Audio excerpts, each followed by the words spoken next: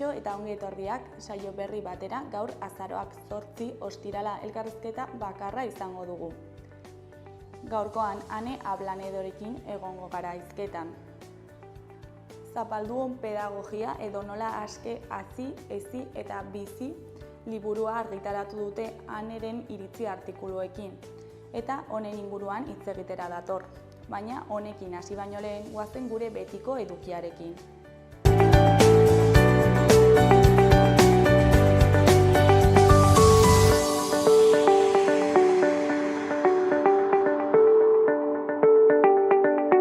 Goazen orain gaurko efemerideekin.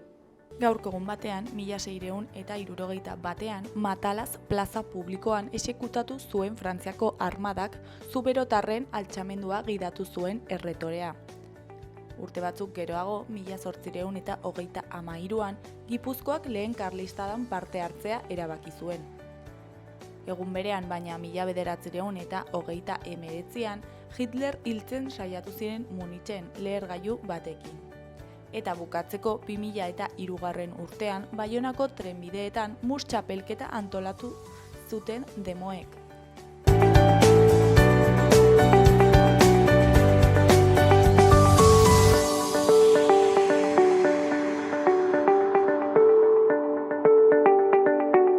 Gaurko lerroburuak ikus ditzagun orain.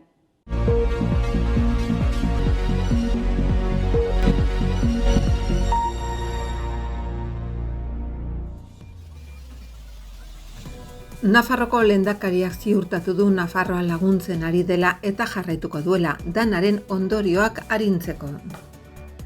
Nafarroko ikastolek elkartasuna adierazi diote eskola valentzianari danaren ondorio larria dira eta ikastolen sareak Nafarroinez 2024tik soberan dagoen material guztia ematea eta materiala biltzeko kanpaina bat sustatzea erabaki du. Industriak 1,17 milioi jarri ditu Imital proiekturako doitasuneko robot industrialak adimen artifizialarekin garatzeko. Arrotu zentroan ikusgai dago LGTBI begirada bat Iruñeko planetarioari erakusketa. Uniberso eta mitologiak ikuspegi inklusibotik ezagutzeko aukera ematen duena. Paz de Ziganda ikastolako kideak dagoeneko lanean ari dira datorren urteko Nafarroa oinez bestaren antolakuntzan badute leloa eta logoa. Desegituratutako aurpegi baten bitartez euskeraz bizitziak eta ikastolaren komunitateak suposatzen duena islatu nahi dute. Jagoba Rekondok solasaldia eskainiko du azaroaren 9 Etxalarren. Kaskezur rock alternatiboa egiten duen laukote baztandarrak Deus izenezko disko berria argitaratuko du azaroaren 11.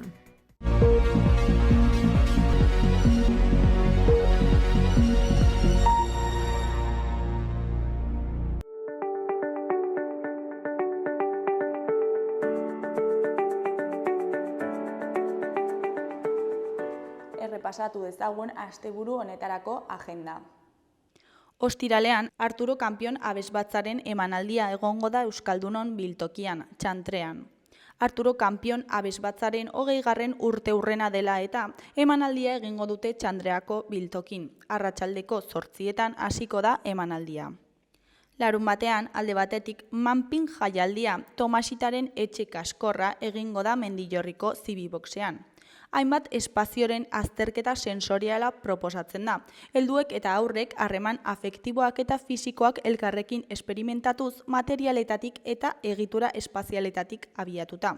Talde jolasean aritzeko esperientzia honek halaber erakutsi nahi du artelana bizitzarekin lotua dagoela.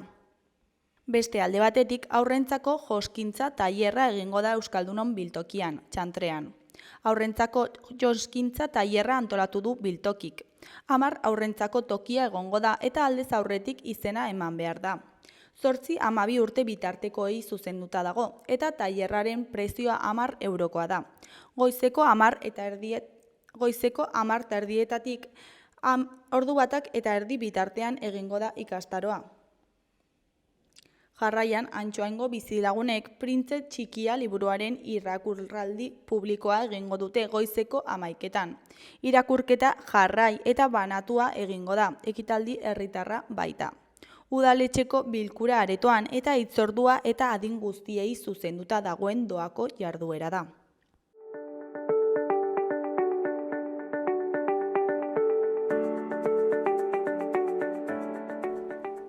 Ikus dezagun gaurko egunkarien azalek zer dioten. Diario de Noticiasen titular nagusian, mutuek justifikatu gabeko COVID laguntzak itzultzeko eskatu diete 100 autonomori. Gizarte segurantzaren ustez, onardun batzuek ez zituzten baldintzak betetzen. Nafarroan 1.500 inguru dira kaltetuak. Erreklamazioa 1.500 eta 4.000 euro bitartekoa da. Argazki nagusian, voluntarioak Masanasako kale bateko lokatza garbitzen. Titularrean, uholdeen ostean politikariei egindako kritikak areagotu egin dira. Valentziako Erkidegoko Justizia eta Barne Kontseilari Salome Pradalesek, larrialdiaren arloko eskumenak dituenak, atzo adierazi zuen teknikari batek eman ziela urriaren 29ko arratsaldean herritarrei abisua emateko sistemaren berri. Hori koloreko berrietan, alde batetik, Pat de Zigandak abian jarri du 2025ko oineza. Bestetik, 11 aurpegi ezagun aukeratu ditu enbaxadore moduan euskaraldiak. Goiko berrietan, batetik, bitcoinekin iruzurra egin zuenaren emaztea 44 konturen titularra da. Bestetik, diagnostikotik 5 urtera minbiziarekiko biziraupena 162 ingurukoa da. Eskuineko berrietan, alde batetik, auto elektrikoan industria inbertsioa bermatuta ikusten du Txibitek. Beste alde batetik, Trumpek Elon Musk aberatsa sartu du bere laguntzaile taldean. Jarraian, Gorenak auzi penala ireki du Abalosen aurka Koldo kasuan izan duen paperagatik. Azkenik, Eba García Sainz de Urturi idazlearen hitzetan, eleberri bat idaztea doktorego tesi baten antzekoa da.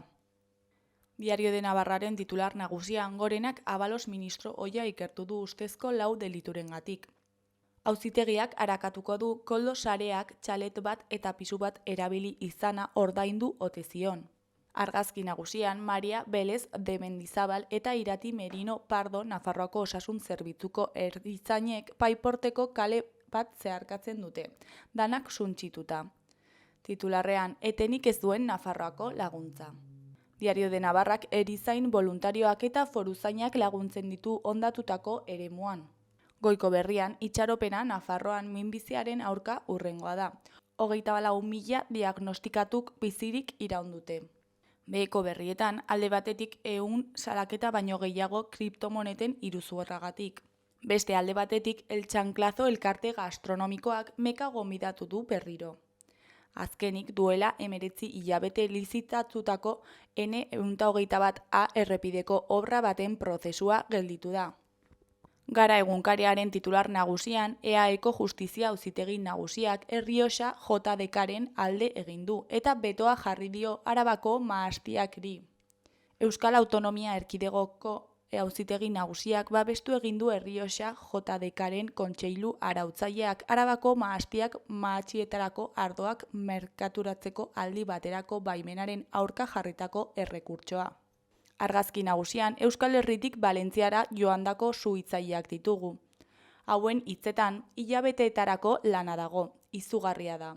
Beren ohiko lanpostuetako atsedenaldi egunak baliatuta, tanta hotzak Valentzian kaltetutako eremuetan lanean ari dira Euskal Herritik joandako hainbat suhitzaile. Beheko berrietan, ezkerrekoan, Atletikek Bulgariako Ludogorets taldeari irabazi dio Europako txapelketan galdu gabe jarraitzeko. Eskuinekoan, berriz, plezenen galerek eta kontraerasoek zaildu egiten dute Errealaren etorkizuna Europan. Eskuineko berrietan, alde batetik, Urtzi Urrutiko etxearen analisia dugu. Zerk egin du huts alderdi demokrataren kanpainan? Beste alde batetik, Eduard Fernández aktorearen hitzetan, nire lanbidea hitz batzuk egitea da, pertsonaia bati duen gizatasuna ematea. Berriaren titular nagusian, Arabako Mahastiak sor marka eratzea galarazi du EAEko Auzitegi Nagusiak. Jaurlaritzak baimena eman zion ardo marka berriari, baina auzitegiak dio ez direla betetzen legeak horretarako ezartzen dituen baldintzak.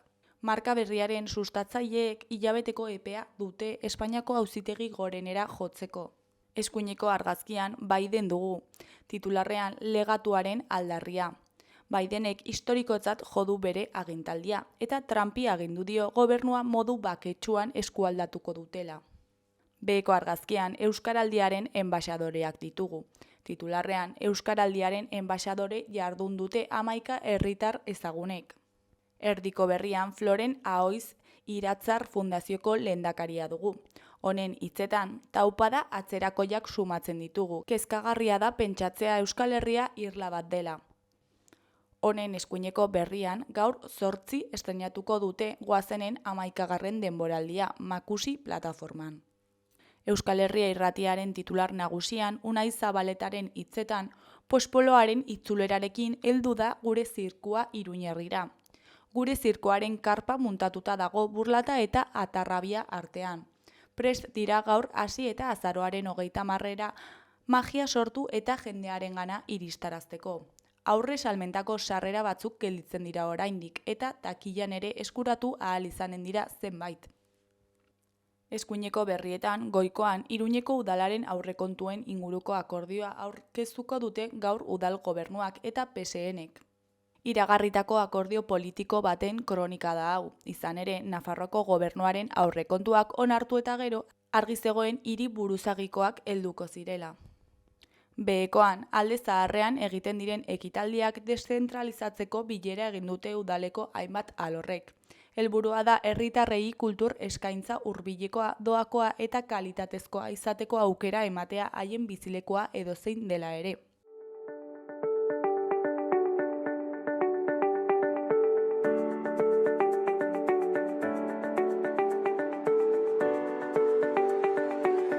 Kaixo, lehen aipatu dugun bezala, orain Ane Ablanedorekin gaude. Kaixo, zer moduz? Kaixo, ongi. Bueno, bai oso ongi baita ere. Zapalduen pedagogia edo nola libre hazi, ezi eta bizi liburua kaleratu duzu, ezta? Bai. Baina horrekin sartu baino lehen, kontatu iguzu pixkat zure inguruan, nor da Ane? Bueno, Ane pertsona askoz osatutako pertsona da, baina, bueno, liburu hori idatzi baldin badut, izan da alde batetik irakasle naizena aldetik, beti interesatu zaidalako irakaskuntza, hezkuntza, heziketa eta hasiera. Hau da, bizitzaren hasieratik nola izan beharko litzatekeen umeak libreago hasi ahal izateko eta bizi ahal izateko, hori alde batetik. Eta bestalde euskalduna naizen neurrian eta gurea herri menderatua den neurrian beti izan dudan kezka bada hori, eta beraz zentzu horretan Ane irakasle hezitzailea, Ane herriarekin kezkatuta dagoen pertsona. Bi korronte horietatik etorri da liburua. Eta zein izan da zure formakuntza bizitzan zehar? Bai. Bueno, bani berez Euskal Filologian lizentziatua naiz eta zentzu horretan euskara irakaslea naiz bigarren hezkuntzan, orain Iturrama institutuan eta unibertsitatean ere bai. Baina batez ere hasiera eta heziketa kontuak edo ez dituta inbeste ikasi noski Euskal Filologiako lizentziaturan, baizik eta gero aspaldi 20 urte edo nituenetik aurrera formatu nintzen Espainiako eskola, psikoterapia eskola zenbaitetan eta errespetuzko hasiera edo heziketa librea edo nola izan beharko litzatekeen, nolabait esan, umeak lehenago esan duan bezala libreago hazteko. Eta zentzu horretan ere formazio akademiko osagarria edo izan da psikoterapia eta hasiera heziketa librea. Umeen prebentzioa, nola neurosia prebenitu haurtzarotik. Eta arlo profesionaletik parte, nola definituko zenuke zure burua? Esango nuke, pertsona behar bada gaizki dagonik esatea, baina behar bada oso bizitza konbentzionala ez duen pertsona bat, behar bada nire helduaroan hartu naiz horretaz. Beti ibili naizela pixka bat ohiko bideetatik aparte, ez oso modu espektakularrean, baina bai bizitza ulertzeko moduan, edo bikotea ulertzeko moduan, edo ez dakit, iruditzen zait, nolabait esan nire ardatzetako bat dela gauzak kuestionatzea, baina egia da momentu batzuetan bide hori ez dela erresa izan pentsatzen nuelako oso diferentea nintzela, ez? Eta diferentea nintzela neurri batean nolabait esan zerbait pasatzen zitzaidalako niri, ez? Onartu beharrean ez diferentea naiz eta izan naiteke diferentea, ez dut zertan izan betiko bideetatik joaten den pertsona, ez? Eta, bueno, zentzu horretan nolakoa naiz, baina gero egia esan ere, nahiko bizitza normala daramat, baina, bueno, askatasun zalea, egia da hori dela pixka bat nire iparrorratza, eta hori da liburuko artikulu guztien lotura, ez da? Beti askatasunaren bilaketa horretan, beti ere askatasun, eta beraz garapen kota handiagoak bilatzea, esparru guztietan, esparru ideologikoan, esparru pertsonalean, esparru profesionalean ere nola lortu irakaskuntza libreagoa, eta, bueno, pixkatola. Gero sartuko gara askatasunaren zeran, baina blog bat duzu baita ere, ez da? Bai, begira, webgune hori aspaldi egin nuen, hasieran asko elikatu nuen, eta gero alferkeriagatik eta gero eta persona analogikoagoa naizelako, nolabait esan, egia esan pixka bat alde batera utzia daukat. Eta hain justu orain liburua publikatzean eta pentsatu nuen, hori beharko nioke horri pixka bat hori ez, elikadura pixka bat eman, egia esan, hasieran elkarrizketa guztiak hor jartzen dituen, artikuluak eta hausnarketak eta bar, eta momentu batetik aurrera pixka bat hori hasi nintzen uzten, eta orduan eta handiagoa egiten ari da berriro hori martxan jartzeko egin beharko nukeen ahalegina, eta beraz daukat pixka bat hor utzia. Baina, pixka bat hori egitearen arrazoia izan zen, jende asko nolabait esan bilatzen ninduela, edo formazioak eskaintzeko, eta horren esan nuen, igual izan beharko nuke zerbait, alegia norbaitek nire berri izan nahi baldin badu, hor eduki dezan, nor naizen, zer egiten dudan, ze eskaintza egiten dudan, eta hola. Eta hau 2020an sortu zen, ezta? Eta nola izan da honen bilakaera, zerbait aldatu duzu, edo... Blogarena? Bai.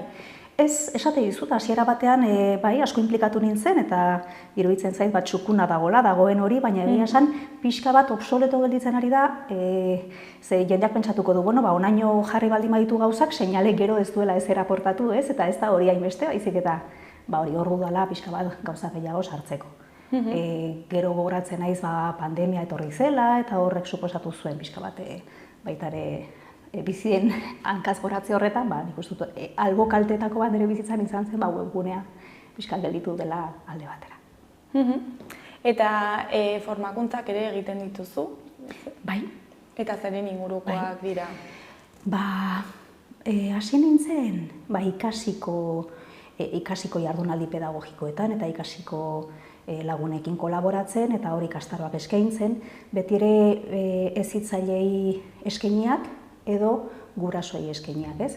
Hor hasi nintzen pixka bat, hasi zen pixka bat ibilbide bat diseinatzen, eta orduan orain esango nuke, batez ere eskaintzen dudan formazio mota edo litzatekela alde batetik hezitzailei nola planteatu umeentzako hasiera heziketa libreago eta beraz errespetuzkoago bat, eta horrek abarkatzen dituen aspektu guztietan, ze lotura duten askatasunak eta mugek, ez dakit nolakoa da aurren garapena eta zentzu horretan zein litzatekeen beharko luketen heziketa edo eskola mota, hezitzaileen beharrei zuzendutako ikastaroak, eta gero guraso taldeetan, nolabait esan.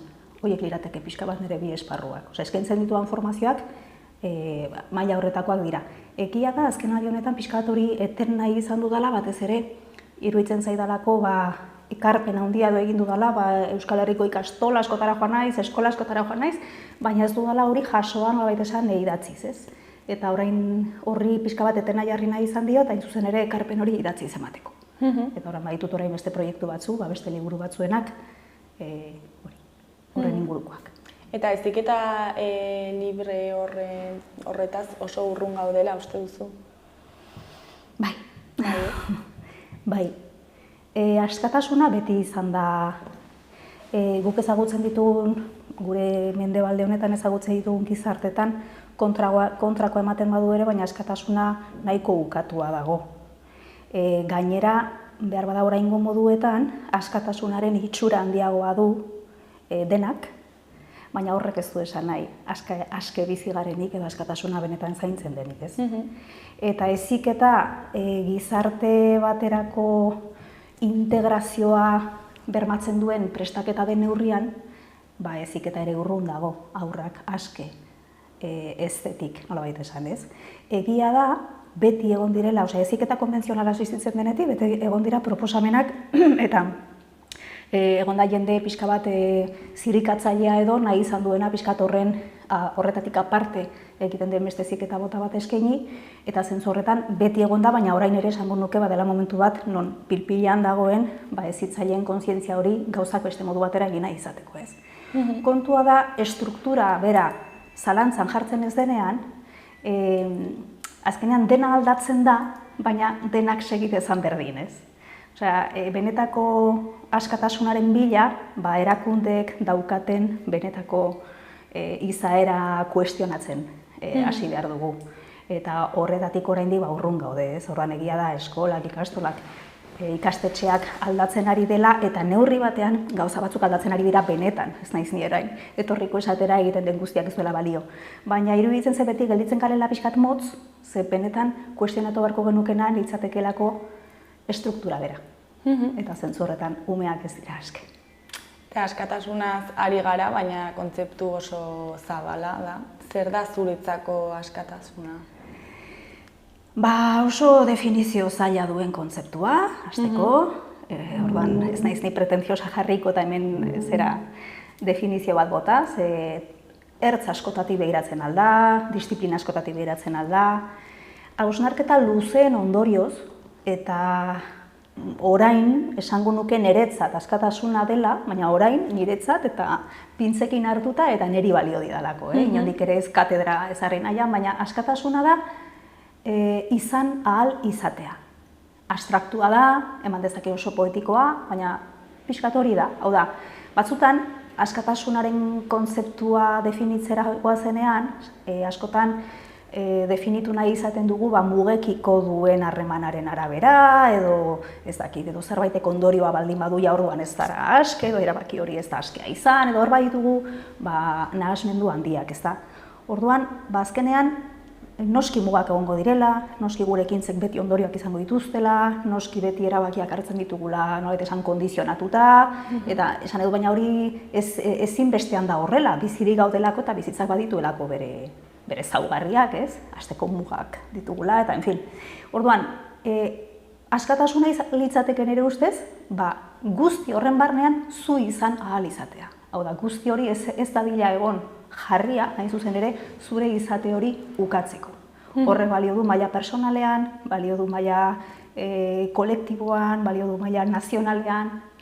Orduan, ume batek izango ditu mugak. Ume batek ikasi behar du bere ekintzen ondorioak zeintzuk diren, eta horretatik ikasi beharko du, eta sozializatu beharko du, eta taldean integratu, eta hori dena, baina muga horiek ez daitezela egon bere izate hori ukatzeko. Eta esango nuke, heziketa dagoela antolatua neurri batean, eta beti ere pixka bat gauzak kuestionatu nahian muturrera eraman da, ezarrita dagoen zuzen ere umeen izatea ukatzeko. Edo behartzeko ume hori, ume horrek utzi ezaiola, albezain azkar ume izateari, heldu bilakatzeko, ez? Eta ja, hortik dago, hor berean dago ukamen bat, ez da? Zergatik hasi behar du dagokiona baino azkarrago. Zergatik bilakatu behar da heldu serio ez dagokionean, ez? Umea da, beraz guzti ezaiogun ume izaten.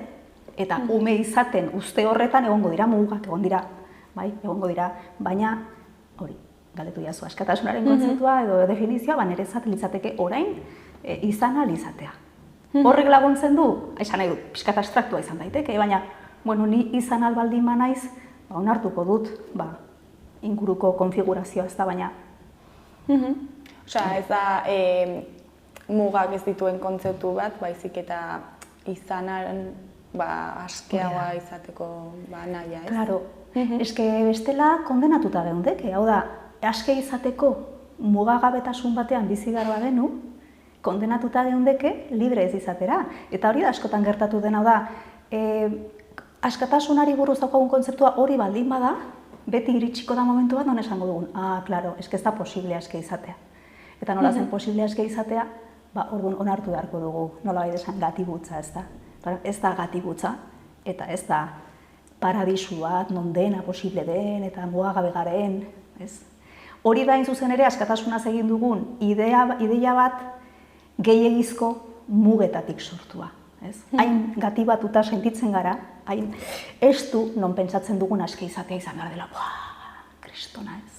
Eta igual ez da inbeste, ez? baina hori guztia ere bada, ez, izan alizatea. Badago esaldi bat esaten duela norberaren askatasuna bukatzen dela bestearena hasten den momentuan, ez? Eta hori izango litzateke pixka bat. Hori da zera kontzeptua daukan zeretako bat, ez? Nik ezin izango dut nahi duan guztia egin, besteak beste nereak eragiten diolako besteari.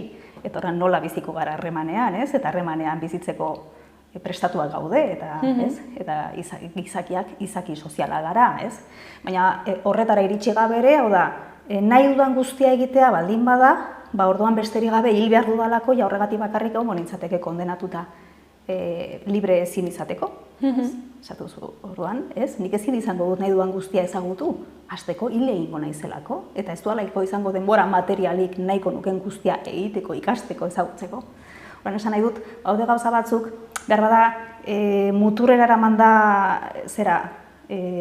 kuestioa, ez? Osa, kuestionamendua, ohartzen gara zenbateraino diren gauza ilogikoak, ez? Orduan, askatasunak baitu bere baldintzak, ez da kompatiblea edozein mugarekin, edozein harremanekin, baina egia da izatekotan konfigurazio batean izango dela, ez? Eta orduan hor bilatu behar dugu. Ze bestela, hau da, bada jendea esaten duena, ez gara aske eta ezin gara izan.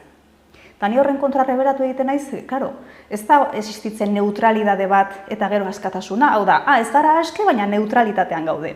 Ez edo aske zara, edo ez zara aske eta beraz, beste norbaitek gidatu beharko zaitu, nolabait esan, ez? Gatibu zara joango ginateke, orduan, uste dut gizakiak aske izan gaitezkela, baina beti ere askatasunaren kontzeptu nahi bali maduzu ez hain ambizioso batekin. Eta uste duzu askatasunaren kontzeptua gizartea aldatzen doan heinean aldatzen dela baita ere? Claro, kontzeptu aldatzen da, hori gurean adibidez, askatasun gorenaren gizartean bizi garela sinestaratzen zaigu, libre gara, nahi duguna egiten dugu, baina oso kontzeptu liberala da, askatasunaren oso kontzeptu liberal bat da, ez? Hortan, aldatzen da, sistema beti saiatuko delako, sistema hori ez baldin bada pertsonen oso aldekoa edo herrien oso aldekoa, eta beti saiatuko delako zu ez aske mantentzen, baina gainera pentsatu dezazula ez zarela. Nolabait esan gatibu, ez, alegia, sinestaratzen dizu aske zarela. Eta nik uste hori dela gaur egungo gizarte mendebaldeko edo gizarte okzidentalen ezaugarrietako bat. Sinestaratzen zaigula aske garela, baina ez gara. Eta gehiago askatasun material bat, askatasun individual bat, orduan niri interesatzen zait noski askatasunaren kontzeptu politiko askatzaileago bat, kolektiboago bat, ez hainbeste liberala baizik eta libertario, ez, zentzu. Jendearen ongizatea eta benetan jendearen botere hori, nolabait esan, bermatzen duena. Eta liburura bideratuta, nola planteatu zu askatasunaren kontzeptua? Bueno, berez liburua, hemen dago. Liburua da... Erakutsi igual kamerara. Bai. Liburua berez urte batzuetan zehar idatzi ditudan iritzi artikuluen bilduma da. Ez da liburu, nolabait esan, berri bat. Orduan, nagusiki berrian eta argian argitaratu dituan idazkiak dira.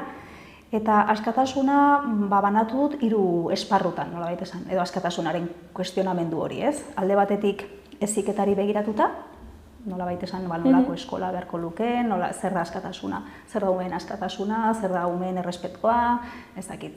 Gero euskalduna garen neurrian zer den eta zer suposatu beharko lukeen euskaldunontzat benetan herri aske batean bizitzea, eta horretarako zer egin beharko litzateken edo zer ez litzateken egin behar. Artikulu asko daude oso zirikatzaileak zentzu horretan, hau da, gaur egun Euskal Herrian egiten den politikaren ingurukoak.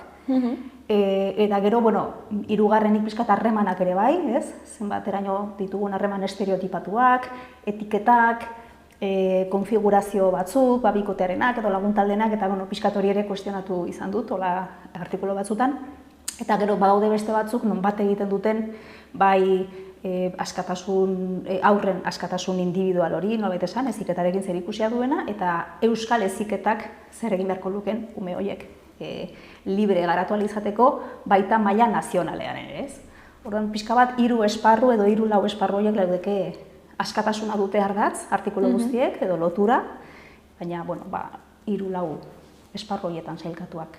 Eta zergatik erabaki duzu orain liburu batean hauek biltzea? Begira, aspaldi neukan proposamena argitaletxe batena edo. Eta iruditzen zitzaidan esaten nuen, bueno, baina artikuluia idatzita daude, eta behar bada bere garaian idatzi nituen ezakit, momentu horretan edo aste horretan gertatu zelako ez dakize gertakari, eta behar bada horrek orain ja ez dauka ezakit gaurkotasunik edo ez, hori bere garaian pentsatzen duen, lotxatik ere esaten duen, bueno, ezakit zer izango dut Nikola aportatzeko, edo nire artikuluek zer ote dute aportatzeko liburu batean, ez? Liburu baten zera dotorezia horrekin agertzeko berriro. Baina momentu batean, egia esan pentsatu nuela, bueno, bazutela, iruditu zitzaidan, bazutela alakoa temporalidade bat, edo artikulu guztiek zeukatela ez hainbeste lehenago esan dudana, gertakari konkretu baten harira sortutako aportazioa, baizik eta bazutela ideologia bat, ideologia pedagogiko bat, eta ideologia politiko bat, nazionala nolabait esan, aplikatu zitekena beti, ez? Osea, bazirela alako kakotxartean diot lezio politiko txikiak edo lezio pedagogiko txikiak bazutena gaurkotasuna. Eta, bueno, zentzu horretan iruditu zitzaidan eta gero irakurle batzuen iritzietatik eta ere abiatuta, zergatik ez, baina horrek arpena dago, eta esan duen, bueno, izu, horre emango dut, ez? Besteek esan dezatela zentzua duen edo ez, baina, bueno, baditut irakurleak artikulu guztiak irakurri dituztenak, behar bada beraientzat ez da izango, baina behar bada norbaitek irakurritu noizbait bat, eta esango da, gustatu zitzaidan, irakurri nahi dituzko besteak, ez? Bueno, gero orden konkretu batean jarrita daude, hitz aurre badago, bueno, badu beste jauzi bat. Eta momentu horretan artikulu horiek idatzi zuen Ane, gaur bera dela esango zenuke?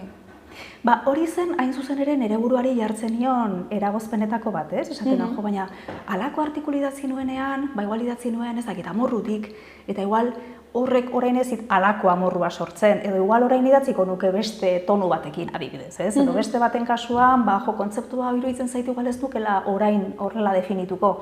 Bueno, bai, hori gertatzen da.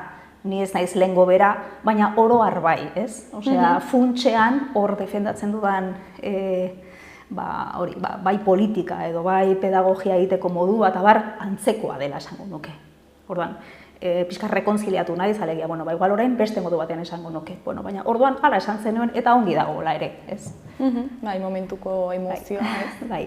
Hau da, sentitu banu oso urrun nagoela orain, orduan idatzitako horretatik, noski ez nuke publikatuko ez da, baina badu zentzua ze koherentea da oraindik eta oraindik rekonozitzen ditut ez, neure gisa. Eta ere da prozesu baten, ezakit, isla da ez? Hori da, ibilbide bat. Igual zerbait, ezakit, mina eragiten dizu, baina gero prozesu baten ondorioz, min hori ez da berdin islatzen zuregan, ez? Hori da, aldatzen da hori, baina funtsean esaten dudana esango nuke orain ere behar bada beste modu batean, ez? Nire evoluzioan ez da egon alako haustura bat esateko jo. Garai hartan, ez dakit badaude artikulu batzuk adiez antipedagogia zidatzi nituenak. Eta behar bada orain ez nioke izenburu emango, ez? Orain konsideratzen dut ez nagoela, noit esan pedagogikaren kontra, ez?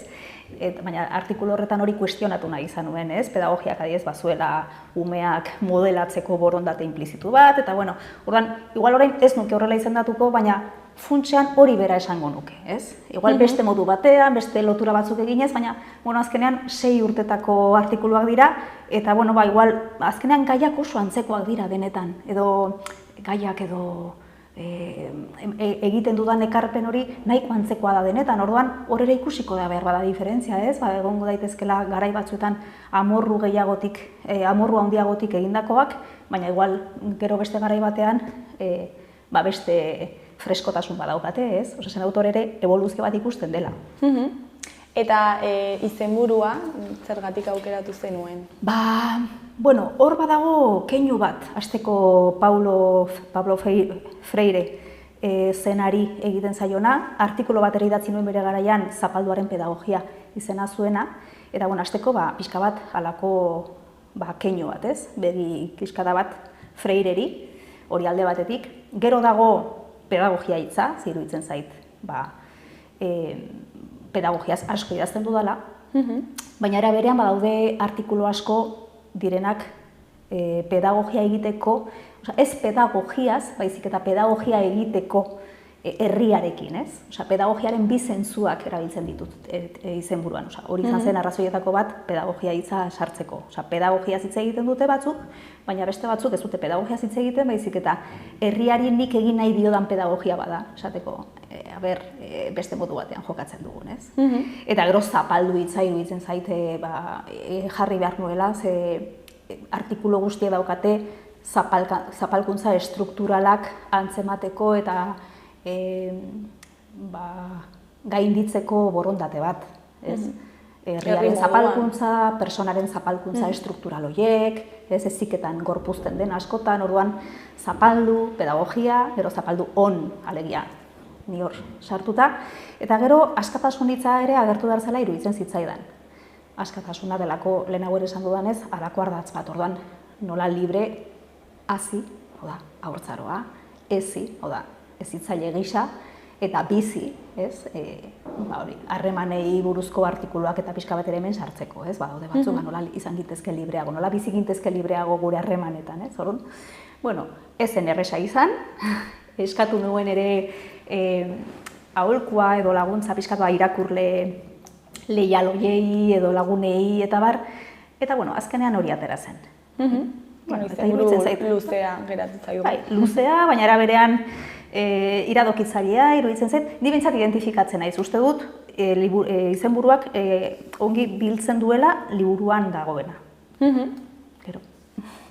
Eta portada ere bitxia daukagu, ze esan nahi? Bai, bueno, aipatu nahiko nuke hori hitzaurrea neko bide gainek egin duela eta oso pozik nagoela bere laguntzarekin, iruditzen zait.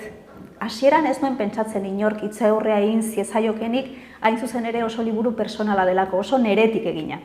Nere iritziak, eta nere iritziak ez dira konbentzionalak. Astintzen ditu kontzientziak, ez? Eta horren, ez hitzaidan bururatzen inor, egon zitekenik, nolait esan, nik eskatzeko moduan, egingo altzen duke liburu honen hitzaurrea, ez? Iruditzen zitzaidan pixka konprometitu, igual pedagogian ados daude, baina igual ez daude ados, ezakit, hauteskunden aurrean hartu beharreko jarreran, edo ezakit, etorren hasieran esan, nik egingo dut hitzaurrea eta kitxo. Eta gero, egun batean enekorekin eta laguna dut, eta esan, eneko izan zitekeen, iruditzen zaiteneko konplizidadea duela, behar bat atena ez zuen berak horrela esango, ez da beharrik ere, baina eta eskatu nion, onartu eta izan da niretzat sekulako oparia, batez ere horrela borobildu nuelako nolabait esan liburua, ez? Hori hitzaurreari dagokionez. Eta portada egin du Don Campistron ilustratzaileak, uste dut Basena Bartarra dela, hori ez nago seguru, baina esango nuke.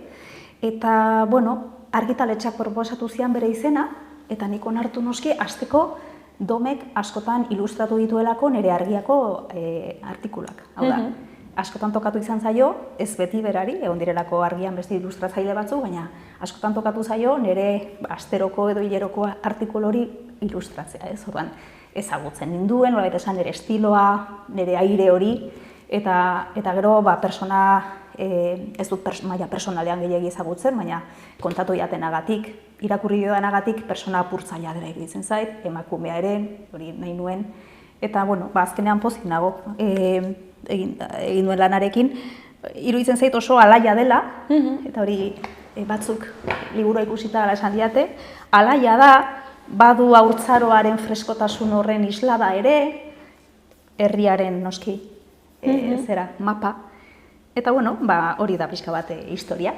Berari nik ez nion inongo iradokizunik eman, hau da, berak bazekien zer liburu ilustratu behar zuen, bazituen artikuluak, lehenagotik ere batzuk ezagutuko zituen, eta berari hori atera zitzaion eta egia esan pozik nago.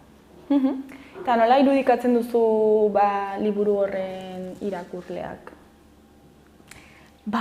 Izan beharko dira bakarrik ibiltzea gustatzen zaien horietakoak izan beharko dira, edo behintzat bakarrik ibiltzea oso zama egiten ez zaien personak. Oso taldekoak baldin badira, oso ez dakit gauzak muturreraino kuestionatzea gustoko ez dituzten horietakoak edo baldin badira, oso hor, behar bada ez eroso sentituko dira. Zen ere helburua, ez helburu esplizitoa, nik idazten dudanean ez dut helburu bezala norbaiten kontzientzia astintzea, baina implizitoki eta pixkat ibilbide bat ikusita ja, bai ikusten dudala hori dela nire estiloa, ez? Egiak naturalizatuta dugun errealitate hori maila guztietan, personalean, heziketa dela oso hori naturalizatua dugun modelo bat, ez duena zertan naturala izan, ez? Noski herriaren politika egiteko modua, ez? Pixkat hori dena kuestionatzea. Hori da nire estiloa. Kuestionatzea oso modu zirikatzailean, oso modu provokatzailean, eta orduan bada jendea ezin egona sartzen zaiona, baina seinale on, baina behar bada, bai? Beraz, pixka bat laguntzen dute hori errealitate konfiguratu, instalatu eta nolabait esan konbentzional hori kuestionatzen. Osea, dena hankaz gora jartzen duzu pixka bat liburuan. Pixka bat, orduan seguro behar bada inorez dela egongo erabat ados esaten duan guztiarekin, baina askotan esate dut, eta hori itzalietan ere askotan esate dut, edo formazioetan, eta jendeak ez du zertan egon. Nire helburua ez da inondik ere ni jendea konbentzitzea, Osea, nik hemen daukat nire egia gauza batzuetan, nire egia momentu batekoa gainera, kasu batzuetan, edo evoluzionatu ahal izan dena behitzan jabalduretan, ez? Eta, baina, behar bada, oihartzun egingo dio zerbaitek, eta oihartzun egiten baldin badio zerbaitek, eta hortik abiatzen baldin bada prozesu bat, non pertsona hori, barnetik, behar bada gauza batzuk kuestionatzen dituen eta aldatzen dituen, bikain, ez? Igual kuadrikulatik ateratzen bada, ez? Esango nuke askatasuna dela hori ardatza edo lotura, baina bestalde, beste ezaugarrietako badela pixka bat estilo provokatzaile hori. Eta provokazio horretan gauzak, egia, ezakit norbetek esan dezake, egia. Bale, nik ez nuke hainbeste apurtuko hau, baina gelituko naiz honekin, ez? Bueno, hortan lagunduko du. Eta zein da helarazi nahi duzun mezua? Bueno, ez garela aske, gure askatasuna ukatzeko sistemek eta sistemak konkretu batek, erabiltzen dituzten moduak ez direla beti esplizitoak, eta beraz, izan behar dugula, sena eta galderak egiteko gaitasun hori pixka bat areago joateko. Ez garela gelditu behar beti obvioa den horretan. Osea, gure gainetik dauden sistemak gero eta konplexuagoak dira, eta gero eta zorrotzagoak, eta gero eta medio garatuagoak dituzte, hain zuzen ere gure gatibutza hori bermatzeko. Eta horietako bada, gaineko sistema horrek diseinatzen duela baita gure disidentzia, ez? Gure disidente izateko modua. Osea, Francoren garaian oso esplizitoa zen zapalkuntza, oso esplizitoa zen violentzia, Francoren garaiko eskolak, Francoren garaiko politika. Nire kuestionamendua da, eta beti ere jabardurak erdian jarri da, ez ote den antzekoa orain, baina beste modu batean, ez? Adibidez, aurren kasuan, noski Francoren garaiko eskola zela bortitza garregiki, jo egiten zen, ados, hori ez da gertatzen, ados. Beraz, konparazioa hori litzateke pixka delikatua, ez? Baina, ez aldugu umeak motibatu nahi ditugunean, ez aldugu implizitoki egiten baita ere halako mikrobiolentzia bat geurera eramateko, ez? Hau da, Frankok zer nahi zuen?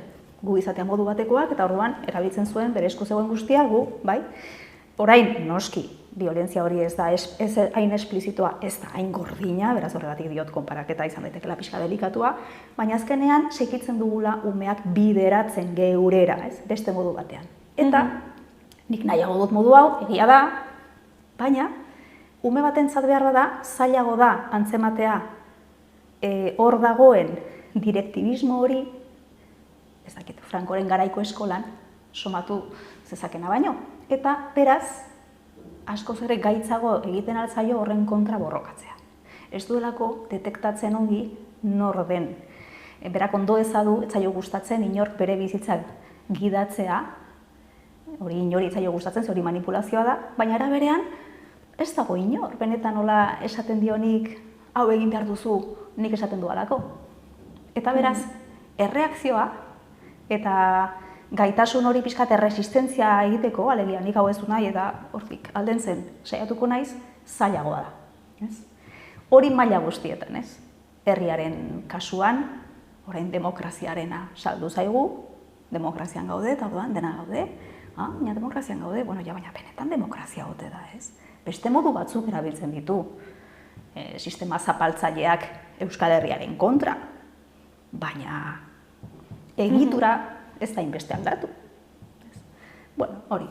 Eta nola atera gaitezke manipulazio horretaz? Hasteko, uste dut artikuluren batean hori ere aipatzen dudala, askatasunik ez dagoen sistemetan, egoeretan, errealitateetan eta bar, aske izateko modu bakarra, edo lehen modua, edo lehen pausoa, litzateke horren kontzientzia izatea. Zentzu horretan da, emanzipazio psikologikoa da lehenengoa. Zu aske izan behar zara, eta ez baldin bazara norbaitek dauka, horren errua norbait esan. Zu ez baldin bazara aske, sentitu behar duzu nork kentzen dizun eta nola kentzen dizun. Eta behar bada ezin izango zara bere alakoan askatu, behar duzulako indarra, behar duzu behar bada estrategia egoki bat, behar duzu behar bada momentu, adiez herriari dagokionez, momentu politikoa antzeman eta hor gauzatu, baina hasteko, ni ez naiz aske, baina badakit norden askatasun hori ukatzen didana, eta da hau eta hau, eta ahal dudan neurrian, antzematen dut, ze mekanismo dituen eta ni hortik atera egiten naiz. Gatibu nauka. Beraz, hori asko da. Pentsa zer den, pentsatzea gainera ez zela gatibu. Gainera hori Euskal Herria demokrazian bizi dela, ez da demokrazian bizi. Honek entzen dit, besteak. Ordan, emanzipazio psikologikoa lehenengoa da. Hortik aurrera, noski, politika ez da erresa, edo eskola batean ere ume batek zer egin dezake. Adibidez, bere hezitzaile edo bere gurasoen maitasuna behar baldin badu, onarpena behar baldin badu, onartu beharko ditu gauza asko bere askatasunaren kontra doazenak.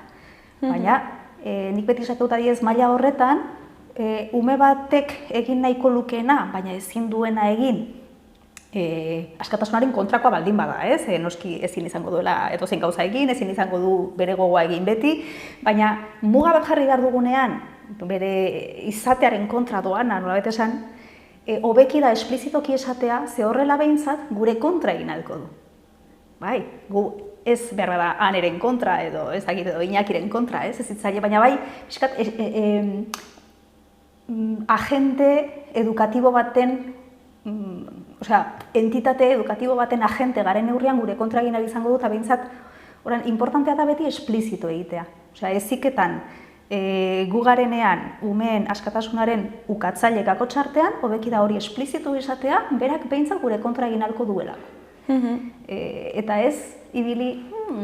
Igual manipulazio positibo batean ezkutatzen baldin badugu ez da konturatzen. Oso guai gara, oso majoa gara, baina orduan hobeki da, begira, azterketa biara egingo dugu, ezin da beste momentu batean. Ezakit nola esan, zuk jarri baldin baduzu data, esan zu jartzen ari zarela, eta ez egin ia beraiek erabaki behar dute bezala. Eta horrela behintzat esan dute, eske euskerakoa da, ezaki zer. Baina, beste kontu bat askotan, irakasleak ere joaten garela ikasleen maitasunaren bila, eta ongi dago harreman on baten seinale baldin bada, ez? Baina, esan nagotor badaudela gauza asko egin genitzakeenak gauzak esplizito izatea, ze guk lortu behar duguna da gauzak identifikatzea, mekanismo ezkutukoiek identifikatzea, bai maila personalean, eta bai, adiez heziketa munduan, bai zesanik ez herriaren politika gintzan, eta ahal dugun neurrian horren kontra borrokatu. Horretarako esplizito egitea da lehenengo pausoa. Eta gero ere hor sartzen dira bakoitzaren ahulguneak, ez? Aurrarenak agian ere jokatzen duzu horrekin, ikusten baldin baduzu maitasuna behar duela, edo etxean igual ez diotela inbeste maitasun ematen, igual jokatzen duzu horrekin eta zerbait positiboa ematen baldin badiozu horrekin bideratzen duzu zuk nahi duzun tokira, ez? Hor badaude, alegia, badaude behar batzuk inkuestionableak direnak, persona bat ongi egoteko, horietako bat da, hain zuzen ere maitasuna, hori da, personok ongi biziko gara behar dugun lehenengo gauza, haurtzaroan hori da behar natural bat, eta maitasun horrek hartzen duen forma adinaren arabera, ume gehienak munduan, beren gurasoak ez baldin badaude oso kaltetuta behintzat nolabait esan, maitatuak dira.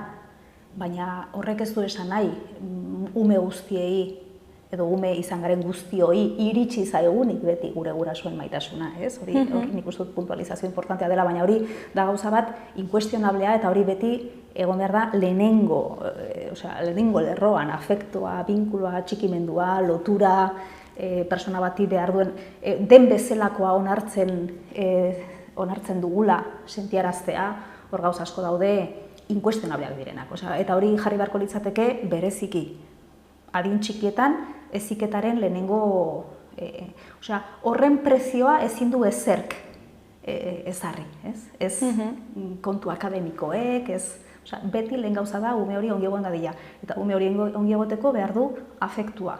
Afektua txikiak direnean da lotura estua. Ordan hori erabiltzen dugunean gehiago geurera ekartzeko hori manipulazioa dago.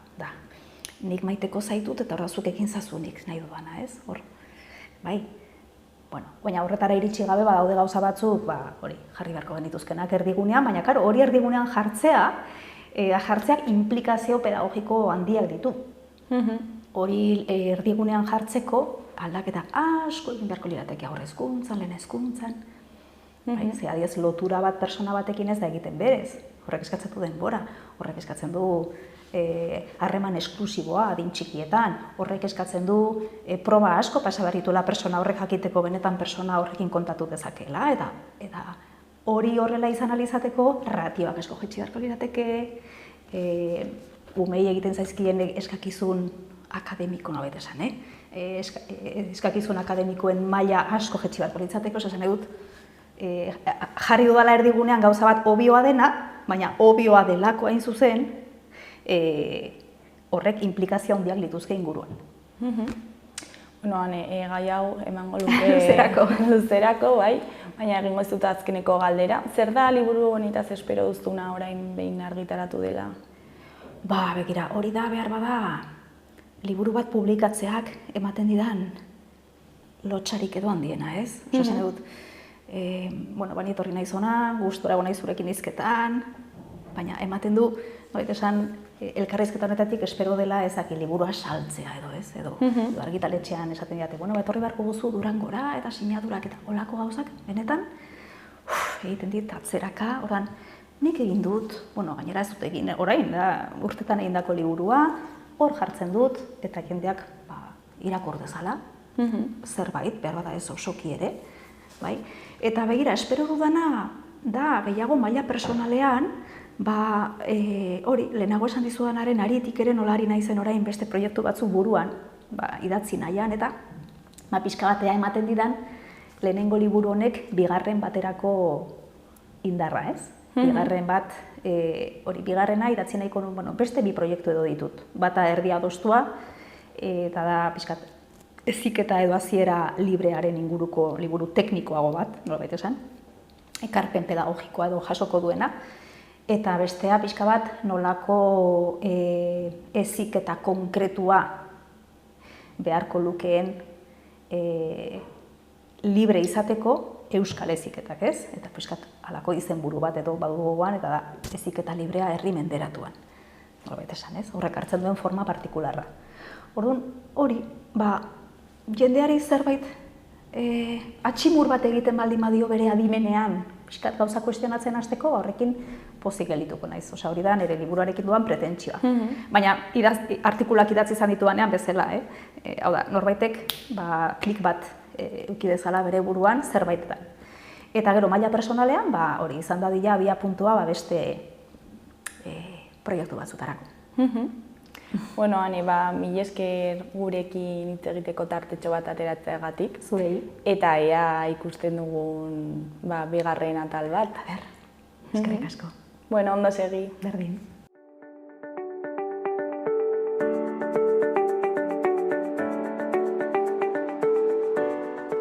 Gaurko eta biharko eguraldia ikusiko dugu.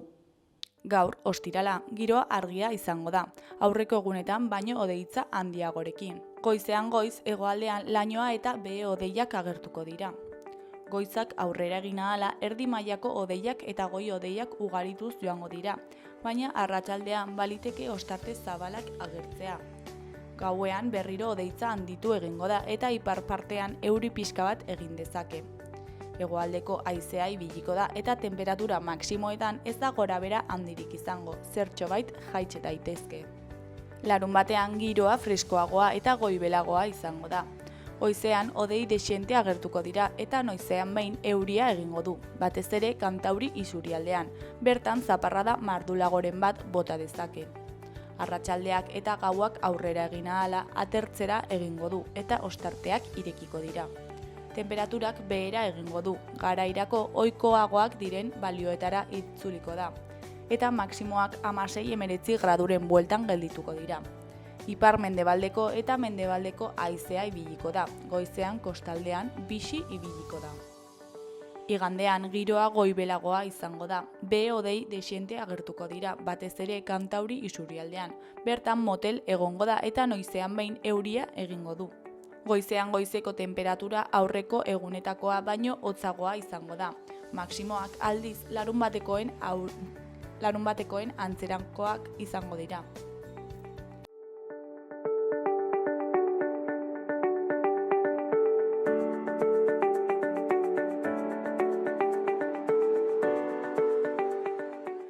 Orain parlamentuko galderekin abiatuko gara. Parlamentuko presidenteak urriaren 30ean jaso zuen Nafarroako aurrekontu orokorreko proiektua eta honen ingurukoak izango dira aste honetako galderak. Euskal Herria Bildurentzat 2025ko aurrekontuen balorazio orokorra esan dezakegu oso positiboa dela, ze lortu dugu berriro ere gobernuarekin akordio batetara iristea eta hau testuinguru historiko batean kokatu beharko genuke. Eta honen emaitza bada UPNek edo eskuinek daramatzatela 10 urte aurrekontuak baldintzatu gabe eta beraz eskuinak kanpoan dagoenez horrek bermatzen du Nafarroan eskubideak bermatzea eta aurrera egitea, ze hori izan da guretzat helburu nagusia, beraz horregatik eta akordio honengatik oso balorazio positiboa egin dezakegu. Hori bai, ez dira Euskal Herria Bilduren aurrekontuak, baina behintzat Nafar gobernuak egindako edo proposatutako aurrekontuei gure seinalea edo gure marka ipini diogu. Gero beiren aldetik balorazio oso positiboa egiten dugu, arrazoi ezberdinengatik. Alde batetik garaiz prestatzen ari delako eta beste aldetik gainera modu egokian esan dezakegu urteko legerik garrantzitsuena dela eta esan dudan bezala garaiz eta modu egokian prestatzen ari da. Prozesua nola izaten da, alde batetik gobernuak berak onartzen ditu aurrekontuak, bertan gobernuan, gero Ogasun eta Ekonomiako Kontseilariak ekartzen ditu parlamentura eta hori izan zen duela egun batzuk, zuzen ere hemengo presidentearekin bildu zen dokumentuak emateko eta gaur bertan izango dugu Ekonomia eta Ogasuneko batzordean eta bertan agertuko da kontseilariak guri bozeramaileei, talde ezberdinetako bozeramaileei azalpenak eman ahal izateko. Gero jarraituko dugu emendakinen prozesuarekin eta betiko martxa hartuko du proiektu lege horrek. Baina esan dudan bezala positiboki hartu dugu, esan dute oso garrantzitsua da bereziki Nafarroan gizarte bezala dugun erronkei erantzun ahal izateko, eta alde horretatik balorazio oso positiboa egiten dugu.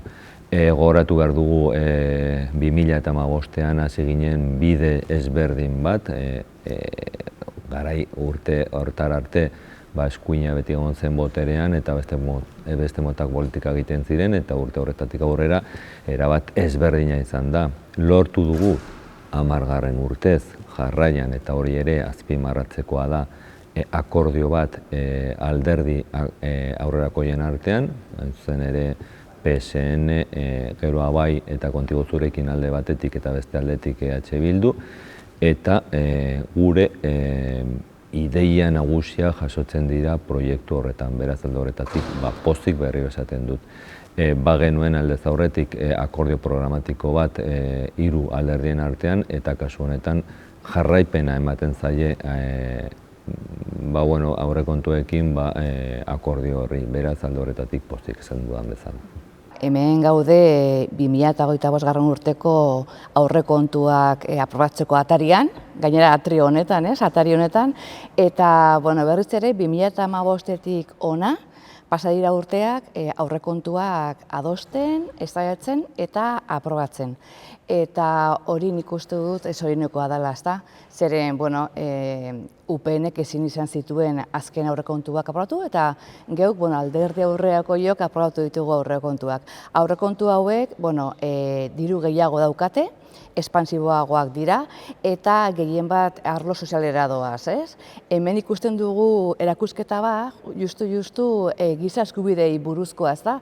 Aurrekontu horiek ere giza eskubide orokorrei bat egiten diote, hau da, hezkuntza, osasuna, arlo sozialari diru gehiago sartzen zaie, geure beharrak, ez? Herritarron eta hiritarron beharrei eusteko.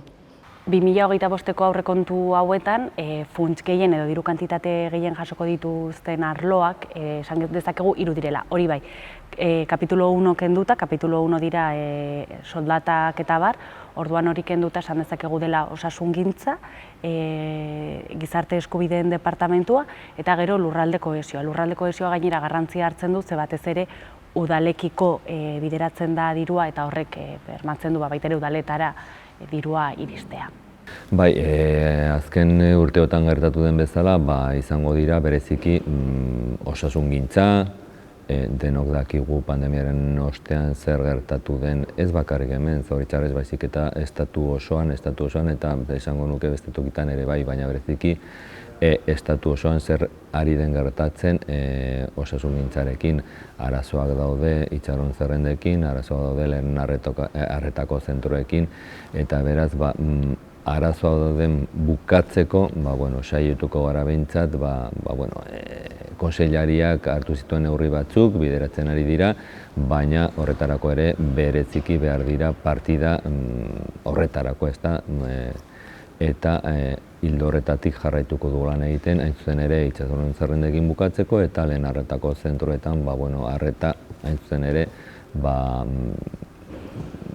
bereziago, hobeago izateko, bukatzeko une honetan dauden arazoekin.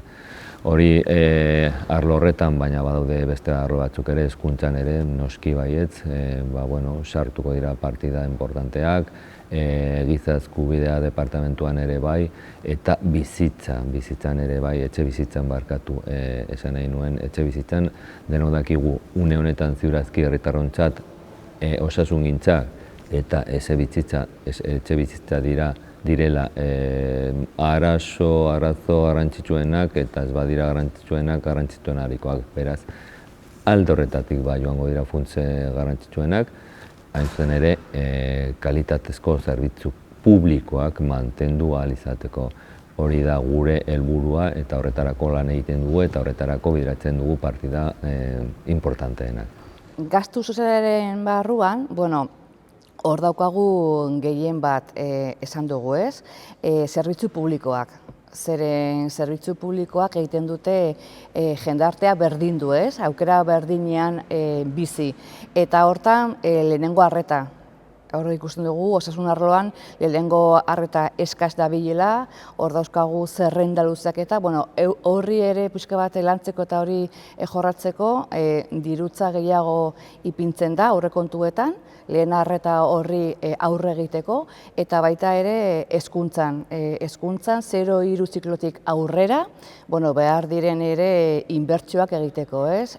Hor dauzkagu ere, erration kudeaketa jaitsi behar da, eskolak askok nahi dute berrikuntzak egin, eta hor sindikatu askok egiten dituzten eskaerak, ez? Horri ere heltzeko, hezkuntza arloan ere aurrekontuak igo dira. Ikusiko dugu, gero, emendakinekin eta alderdien emendakinekin eta zuzenketekin hori gehiago igotzen den edo ez. Aurrekontu honen helburua gastu sozialei dagokionez, esan dezakegu dela zerbitzu publikoak indartzea eta eskubideak bermatzea. Baina arloka baldin bagoaz, edo guretzat esanguratsuenak direnak izan daitezke osasungintzari dagokionez, lehendabiziko arreta bermatzea eta itxaron zerrendetan eragina izatea, hezkuntzari dagokionez ratioetan eragin egitea, euskara bermatzea, euskara ikasketa horiek bermatzea.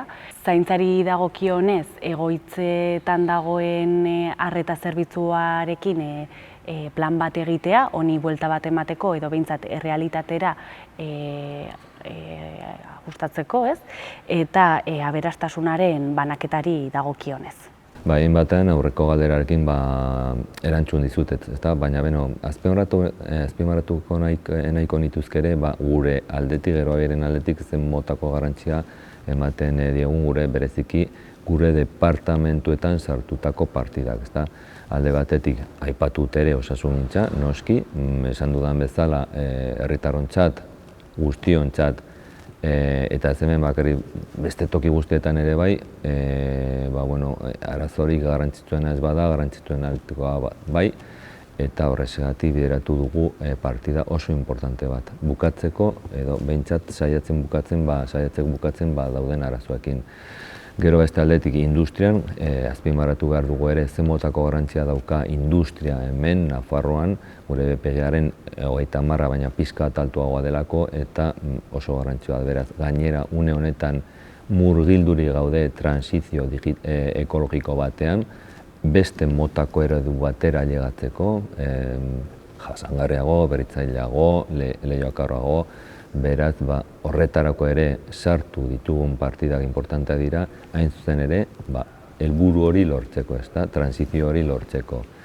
Gero beste aldetik, landa eremuan badakigu zen motako arazoa daude ere, zen motako eskaerak izan ziren joan den udaberrian lehen sektoretik, eta erronka horiek erantzuna izateko, partidak ere sartu ditugu, importanteak direlako, lehen sektorik gabe ez dago bizitzarik, beraz mantendu behar da, eta baldintza duinetan. Eta gero euskararekiko ere, guretzat euskara oso garrantzitsua da, eta nik uste dut oso nabaria izan dela azken urteotan gertatu denarekin, ezta. Ailegatu ginen euskara bideak iaia zuen partidarik, boterera esan nahi dut, duela 10 urte, eta orain berriz azken 10 urte hauetan partida horiek biderkatu dira, oso garrantzitsuak zirelako guretzat, bereziki euskara bultzatzeko, sostengatzeko, mantentzeko, eta horrexegatik sartu ditugu partida bai edabidentzat, bai helduen euskaldentze prozesurako, arlo ezberdinetarako euskara bereziki bultzatzeko.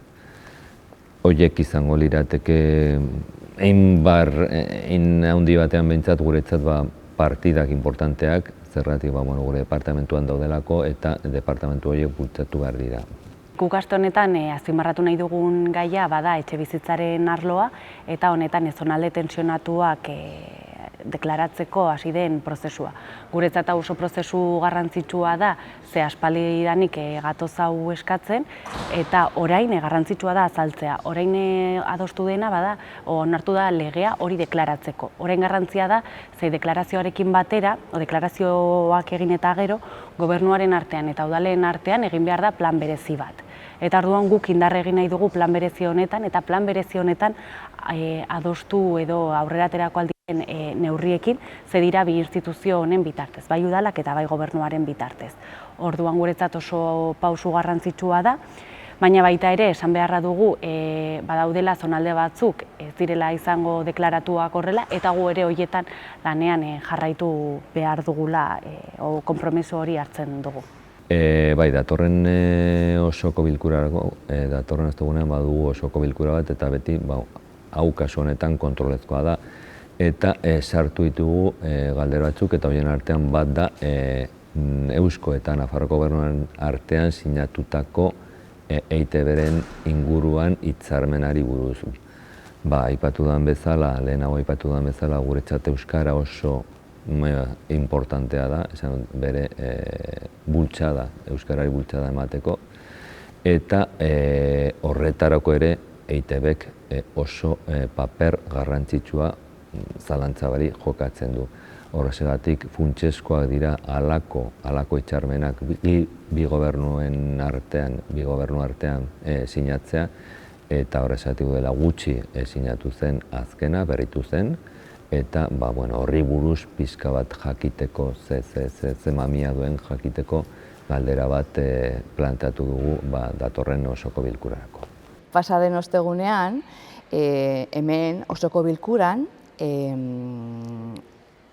adostu zen, aprobatu zen, aurrerako diren alderdiak, etxe bizitzaren legea pixka bat aldatu. Zergatik, hor dauzkagulako tentsio handiko eremuak, eta hoiei aurre egiten da, tentsio handiko eremu horiek izendatu, eta horrekin egingo dugu, adibidez, alokairuen prezioak topatu, ez igotzeko, zeren badakigu gure gizartean, baina gehien bat gure gazterian edo monoparentala diren familietan eta etxe bizitzaren prezioak direla arazo larri bat, ez? Gainera, jende asko kale gorrian geratzen da, kalean geldatzen da, zeren etxe bizitzaren prezioak ezin ditugu ordaindu geure salarioekin, eta orduan, adostu zen modifikazio bat egitea etxe bizitzaren lege horretan, eta orduan egingo dena da orain herriz herri, hiriz hiri, eremu horiek ikusi zeintzu diren, eta udalekin landu eta izendatu, eta neurriak eta arauak mahai gainean ipini. Beraz, ez dira arau honekin gauza guztiak konponduko, baina gobernu batek egin behar duena da behintzat etxe bizitza eskubide hori garatu. Eta hortan ari da behintzat orain lehendakari ordea Begoña Alfaro Garzia.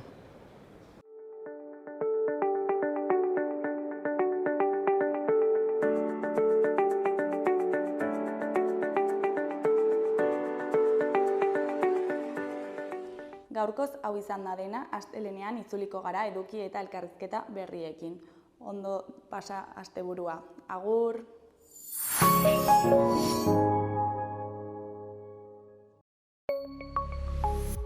Gobierno de Navarra. Nafarroako gobernua.